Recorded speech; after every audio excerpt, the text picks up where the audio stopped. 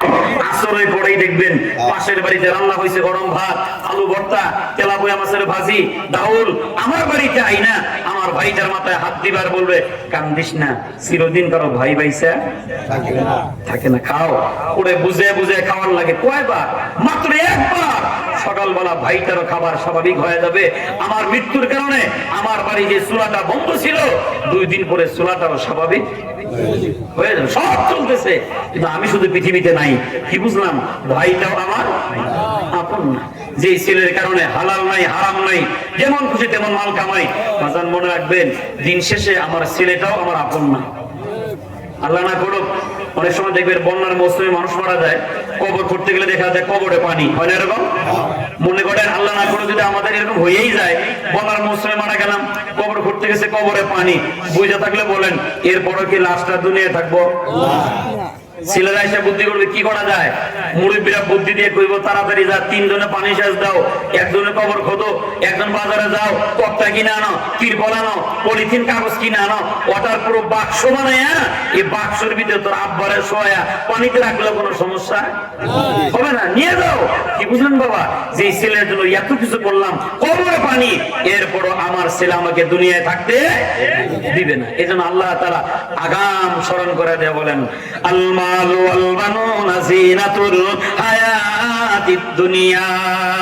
ধন সম্পদ ছেলে মেয়ে দুনিয়ার সৌন্দর্য।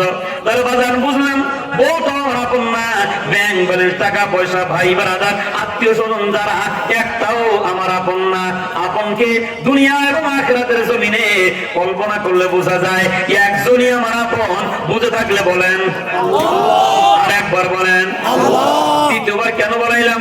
তিরমিজি শরীফের হাদিস, আল্লাহ নবী বলেন, আমার উম্মতের হায়াত কম, বারবার দোয়া করি আল্লাহ হায়াত কম। আল্লাহ তাআলা হাদিসে কুদসির ভিতরে জানায়া দিলেন, হায়াত কম হইলে হোক, বরকত আমি আল্লাহ দেওয়ার মালিক, বরকত এত বেশি দান করে দিব। আল্লাহ নবী বলেন, আমার কোন উম্মত যদি একবার মনে প্রাণে আল্লাহ শব্দ উচ্চারণ করে, মহান মালিক বড় খুশি হইয়া 5000 বার আল্লাহ বলার সওয়াব আমলনামায় লিখে দেয়। একবার বললে কয় হাজার? মনে থাকবো কালকে থেকে ইনশাআল্লাহ। এটা শোনা যাবে কি কইছেন? সুবহানাল্লাহ। এই তো আবু দাউদ শরীফের হাদিস, নাসাই বাইহাকি বিদায়া ওয়ান নিহায়া ওয়ার লেখক লেখেন, যদি কোনো বান্দা মনে প্রাণে একবার সুবহানাল্লাহ বলে, কি বলেন? সুবহানাল্লাহ, ওই মালিক ডাকতে বলেন, ফেরেশতারা দলেরা তাকায় দেখ বান্দা কি কইল। ওই বান্দাই কইছে সুবহানাল্লাহ।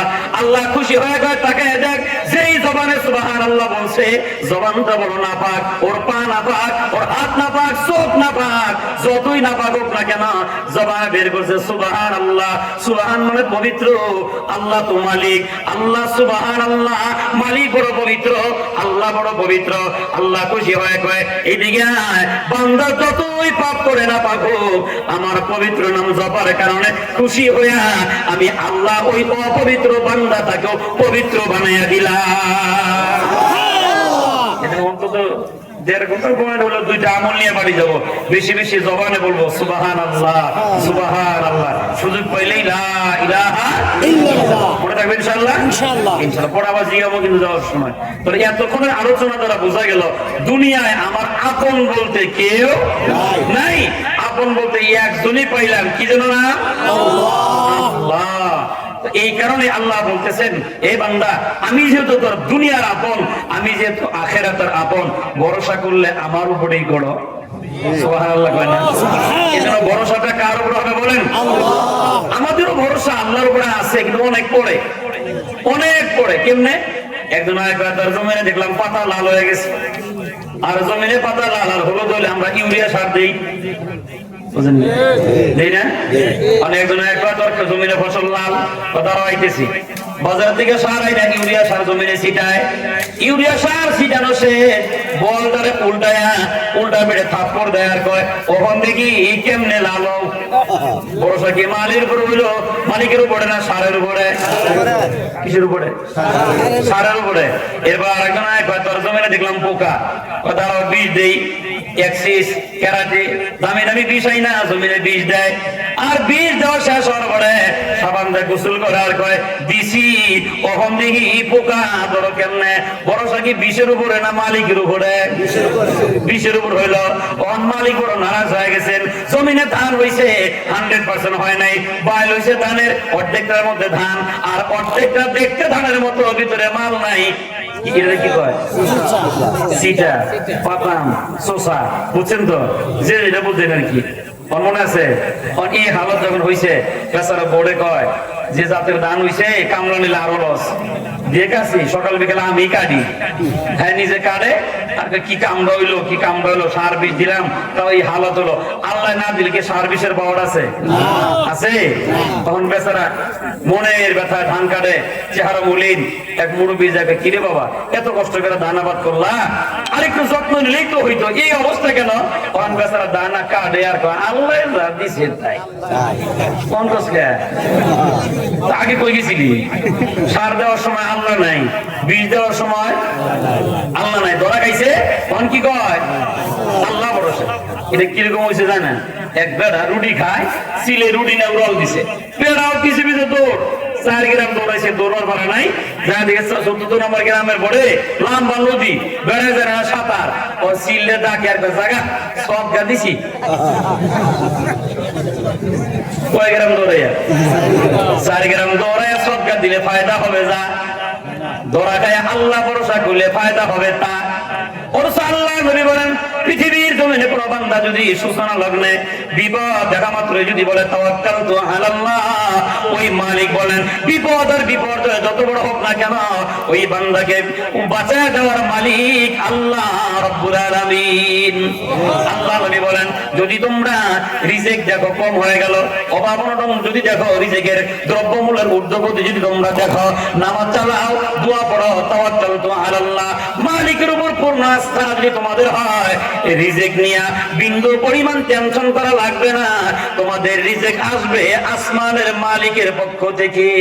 সুবহানাল্লাহ। হাদিস বুখারী এবং মুসলিমের রাওয়ায়াত আব্দুল্লাহ ইবনে আশআরী রাদিয়াল্লাহু তাআলা থেকে। কষ্ট হইতেছে না? কইবই তো, শীতকালে কষ্ট করতে কি? শীতকালে যদি শীত না লাগে এটাও অসুস্থ, আর গরমকালে গরম না লাগলে এটাও অসুস্থ। তাহলে শীতকালে শীত লাগাও রহমত। বলে শীতকালে শীত লাগাটাও, তাই বলে কাপড় চোর বাদ দিয়ে সকালে ঘুরে বেড়ায় না মোটে গেলে আবার গরম করে রহমত পালন করে মরে গেছে, রহমত হয়ে গেছে, এরকম যেন না হয়। সমস্যা নাই ইনশাআল্লাহ। আর ওয়াজের জাহাজ শুরু হয়ে গেছে, আমরা শুধু ইঞ্জিন গরম করতেছি, ওরা আসতেছে।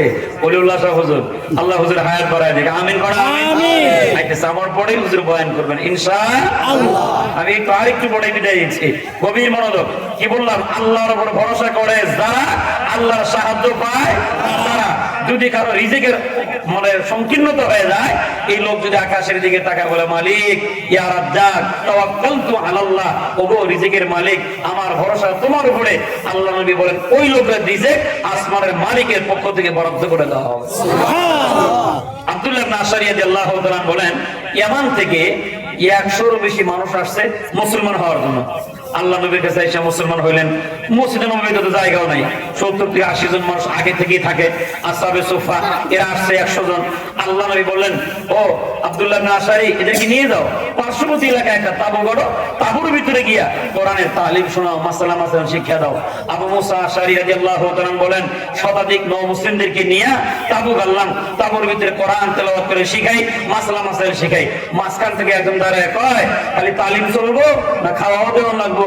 এই যে শুধু বয়ান আর বয়ান, খাউন কই?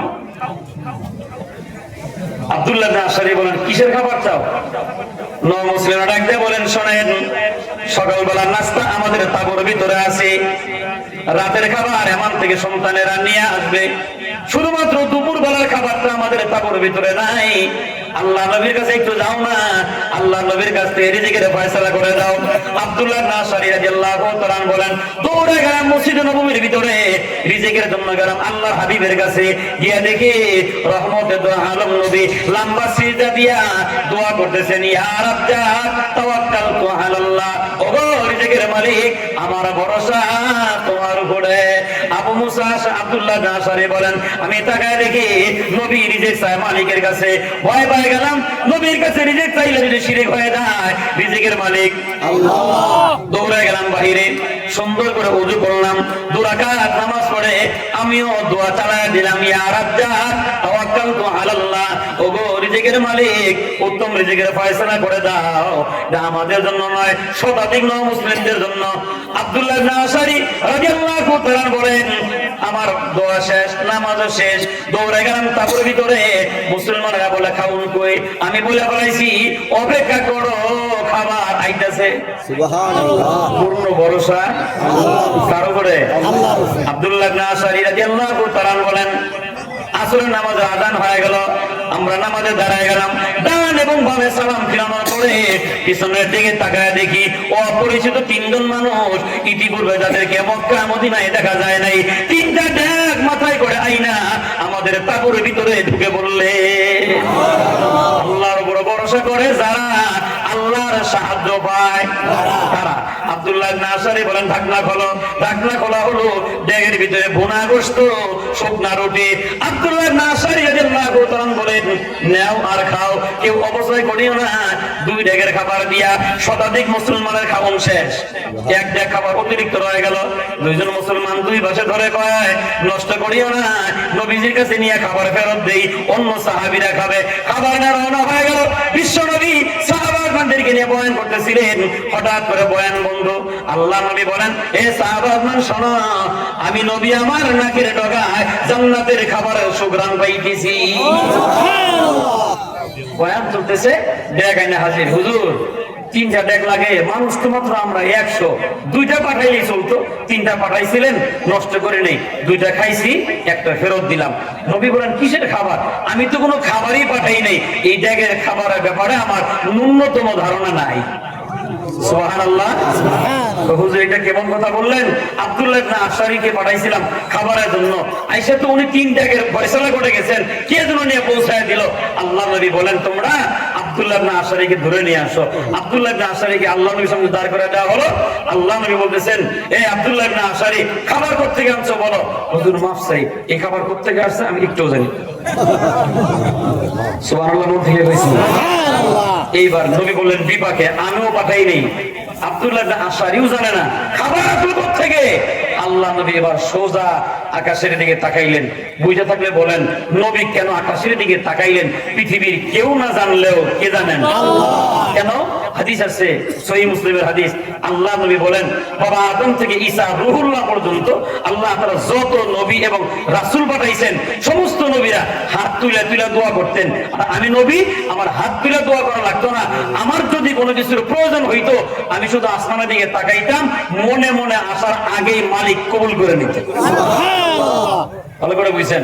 আল্লাহ নবী যখন আকাশের দিকে তাকায় আছেন, সিরাত ইবনে হিশাম 2 নম্বর খণ্ড, আল্লাহ নবী হাদিসে রেফারেন্স যে আব্দুল্লাহ রাইসুল মুফাসসিরিন আব্দুল্লাহ ইবনে আব্বাস থেকে রওয়ায়াত। আব্দুল্লাহ ইবনে আব্বাস বলেন, আল্লাহ নবী যখন আকাশের দিকে তাকায় আছেন, আসমানের মালিক জিবরাইল ডাক দিয়ে কয়, সিদরাতুল মুনতাহা, সীমান্তের বড়ই গাছের গোড়ায় দাঁড়াবি, এখান থেকে নজর করবি মসজিদে নববীর বারান্দায় একজন লোক আকাশের দিকে তাকায় আছে, লোকটাকে একটু দেখায়। জিবরাইল সিদরাতুল মুনতাহা থেকে সোজা জমিনে নজর করলেন, মসজিদে নববীর বারান্দা দেখে চেহারা সুন্দর, সব দেখে জিবরাইল আবার আল্লাহর কাছে ফেরত গেছেন। মালিক জিজ্ঞাসা, কারে দেখলি?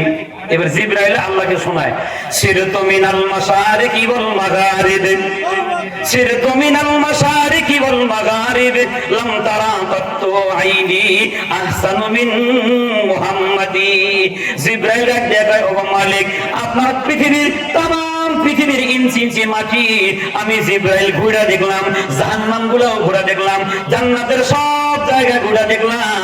আব্দুল্লাহর বেটার চাইতে সুন্দর মানুষ আপনার জান্নাতেও নাই, আপনার দুনিয়ার ভিতরেও নাই। ওই লোক আকাশের দিকে তাকাইছেন, আল্লাহ কয়, তুই দেখোস আব্দুল্লাহর বেটা তাকাইছে, আর আমি দেখতেছি আমার বন্ধু তাকাইছে। জিবরাইল কয়, আপনারও বন্ধু আছে? মালিক ডাক দেখো, শোনো, খালি বন্ধুই না, দুনিয়াতে মানুষ মানুষের বন্ধু বানায় জন্মের পরে, আর আমি আমার বন্ধু মুহাম্মদকে বন্ধু বানাইছি তার জন্মের আগে। দিল থেকে কইছেন আরেকবার রাওয়াত চারটা এখন এটা সিরাত কইলেও রাত শেষ হবে কমপক্ষে ঘন্টা খানেক দরকার নেই আগামী বছর মালিক যদি বাঁচায় রাখে ইনশাআল্লাহ সিরাত তো আজকে বুঝেন আল্লাহর নবীকে আল্লাহ বন্ধু বানাইছেন জন্মের আগে না পড়ে পাইবেন কোথায় মাওয়াকিতুল লুদুনিয়া সিরাতের গ্রহণযোগ্য কিতাব 2 নম্বর খণ্ড মাওয়াকিতুল লুদুনিয়া লেখক বলেন মা আমেনা থেকে রাওয়াত চারটা রাওয়াত আসছে তার 1 নম্বর রাওয়াত হলো মা আমেনা রাদিয়াল্লাহু তাআলা আনহা বলেন সারা দিন সংসারের কাজ শেষ করার পরে পানির জন্য বালতি হাতে নিয়ে হঠাৎ করে সন্ধ্যার পরে আমি গেলাম বালতি নিয়ে পানি আনার জন্য কুয়ার কাছে গিয়ে যখন দাঁড়াইছি আমি বালতি নিয়ে কুয়ার দিকে নজর করে দেখি আমাকে দেখা মাত্র পানি উপরে চলে আসছে মা আমরা বলেন বালতি ফেলানো লাগে নাই হাত দিলেই পানি পাওয়া যায় পানি নাড়াচাড়া করে শরীরে লাগাই পানি ছিটিয়ে দিই উপর থেকে আওয়াজ ডান থেকে আওয়াজ বাম থেকে আওয়াজ পিছন থেকে আওয়াজ আমি না ওর লজ্জায় ফালায় দিলা কেমন তুমি কুয়ার কাছে পানি আনতে আসলা আমি না তুমি মনে হয় জানো না রহমতের দোয়া আলম নবী তোমার পেটের ভিতরে সাইয়্যিদুল কাউনাইন নবী তোমার পেটের ভিতরে রহমতের দোজাহান নবী তোমার পেটের ভিতরে হে আমি না সাবধান এমন নবীকে নিয়ে জীবনে কোনোদিন কুয়ার কাছে আসা লাগবে না পানির যদি প্রয়োজন হয় দরজা খুইলা বাড়ির থেকে ইশারা দিও পানি তোমার বাড়ি চলে যাবে সুবহানাল্লাহ আল্লাহ রাব্বুল আলামিন ডাক জিবরাইল বন্ধু তার মায়ের পেটে বন্ধুর কারণে কুয়ার পানি ভালোবাসা উপরে আমি আল্লাহ আইনা দিলাম এটা 1 নম্বর রাওয়াত মা আমারা থেকে সিরাত ইবনে হিশামের ভিতরে 2 নম্বর আরেকটা রাওয়াত আছে বাজান মা আমারা রাদিয়াল্লাহু তাআলা বলেন আমার মানে আমার শ্বশুরের কাছে একবার বিচার দেওয়া হলো কি বিচার ও খাজা আব্দুল মুত্তালিব আপনি আইন করে দিলেন স্বামী মারা যাওয়ার পরে গায়ে সুগন্ধি লাগানো নিষেধ আর আপনার পুত্রবধূ আমেনা গায়ে সুগন্ধি লাগায় আপনার আইন আপনার বাড়িতেই মানে না খাজা আব্দুল মুত্তালিব বিপাকে পড়ে গেলেন সুবে সাদিকের আগেই মা আমেনাকে ডাক দিয়ে পায় বৌমা লজ্জায় ফালাইয়া দিলা আমি 1% ব্যক্তিদের ভিতরে অন্যতম আর তুমি কিনা আমার আইন মানো না বলে আব্বাজান কিসের আইন তুমি গায়ে সুগন্ধি লাগাও এখন আমি গ্রান পাইতেছি মা আমেনা বলেন বাজান ওই জাতের কসম যার হাতে আমার জীবন মরণ আপনার ছেলে মারা যাওয়ার পরে একবারও আমি গায়ে সুগন্ধি লাগাই না বাজান আপনি হয়তো বা জানেন না সুগন্ধি তো আমার দেহে না সুগন্ধি তো আমার পেটের ভিতরে মা আমেনা রাদিয়াল্লাহু তাআলা বলেন আব্বাজান এই সন্তান পেটে ধারণ করার পরে থেকে আমি আমেনা যতবার জমিনে থুতু ফালাই আমি আমার থুতুর দিকে নজর করে দেখি যতক্ষণ পর্যন্ত আমার থুতু না শুকায় আমার ফেলানো থুতু দিয়া মিশকের ঘ্রাণ পাওয়া যায় আল্লাহ রাব্বুল আলামিন জিবরাইল ডাক দিয়ে কয় আব্দুল্লাহ ইবনে আব্বাস রাদিয়াল্লাহু তাআলা বলেন হে জিবরাইল ভালো করে শুনে রাখ মানুষ বন্ধু বানায় জন্মের পরে আমার বন্ধু তার মায়ের পেটে বন্ধুর ভালোবাসার কারণে তার মায়ের জবানের থুতুটাও আমি আল্লাহ মিশকের ঘ্রাণ বানাইয়া দিছি সুবহানাল্লাহ কি বুঝলেন বন্ধুকে জন্মের আগে না পড়ে আল্লাহ রাব্বুল আলামিন জিবরাইলকে ডাক দিয়ে কয় আমার ওই বন্ধু মসজিদে নববী থেকে আকাশের দিকে তাকায় আছেন বন্ধু জানতে চায় এই দেখ কোথেকে গেল এ জিবরাইল তাড়াতাড়ি যাও কালামে হাকিমের আয়াত নিয়া আমার বন্ধুর উপরে নাজিল কইরা দাও সুবহানাল্লাহ জিবরাইল নাজিল হয়ে গেছে আল্লাহ নবীর সামনে দাঁড়ায় সালাম দিয়ে কয় ওমাই ইয়াতাওয়াক্কাল আলাল্লাহ ফাহুয়া হাসবুহু ও নবীজি যারা আল্লাহর উপরে ভরসা করে আল্লাহ তাদের জন্য যথেষ্ট হয়ে যায় আর চেহারা মলিন করা লাগবে না এই জায়গার উপরে ফয়সালা হয়ে গেল আপনার ভরসা ছিল মালিকের উপরে আব্দুল্লাহ ইবনে আশারের ভরসা ছিল মালিকের উপরে মালিক বড় খুশি হয়ে জান্নাত থেকে খাবারের ফয়সালা করে দিয়েছে কি বুঝলেন আল্লাহর উপর ভরসা করে যারা আল্লাহর সাহায্য পায় আজকের পর থেকে আমাদের ভরসা হওয়া যায় কার উপরে বলেন কার উপরে